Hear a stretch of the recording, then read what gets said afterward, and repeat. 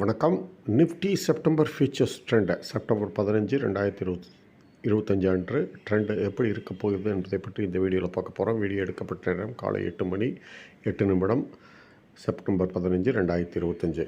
அதாவது கடந்த வெள்ளிக்கிழமை இது க்ளோசிங் ஆனது 25,205. கடந்த வெள்ளிக்கிழமை கேண்டில் படி, கடந்த வெள்ளிக்கிழமை க்ளோசிங் படி, என்னுடைய ஃபார்முலா படி இது இன்றைக்கு 25,301 என்ற அளவை தொட வேண்டும். இதுதான் எதிர்பார்ப்பு.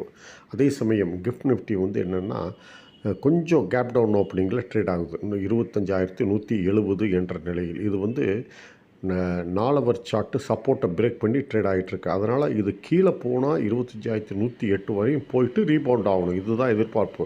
அதே சமயம் இதை உடைத்தால் டவுன் ட்ரெண்ட் ஸ்டார்ட் ஆகிரும். அதை நீங்கள் மனதில் வைத்து கொள்ள வேண்டும். சரி, இப்போ 25,170 என்ற நிலையை நம்ம மார்க் பண்ணிடுவோம்.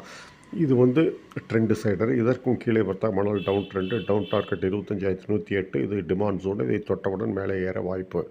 இதற்கு மேலே வர்த்தகமான 25,170க்கு மேலே வர்த்தகமானால் 25,180, 25,205, 25,240 மல்டிபிள் ரெசிஸ்டன்ஸ் லெவல்ஸு.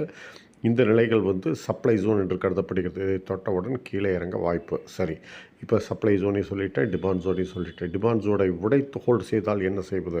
அப்போ 25,108 என்ற நிலையை உடைத்து ஹோல்டு செய்தால் 25,012 என்ற நிலைக்கு சரிந்துவிடும். சரி, இப்போ சப்ளை ஜோன் 25,240 கடந்து ஹோல்டு செய்தால் என்ன ஆகுதுன்னு பார்த்தீங்கன்னா, நம்ம எதிர்பார்க்கும் ட்ரெண்டான 25,301 என்ற நிலை சாத்தியம். அதையும் கடந்தால் 25,398 வரை ஏற்றம் தொடரும். இதுதான் நிலைகள். இதற்கு தகுந்தாற்போல் உங்கள் வர்த்தகத்தை அமைத்துக் கொள்ளுங்கள். வர்த்தகம் வெற்றி பெற வாழ்த்துக்கள். நன்றி, வணக்கம். மீண்டும் அடுத்த வீடியோவில் சந்திப்போம்.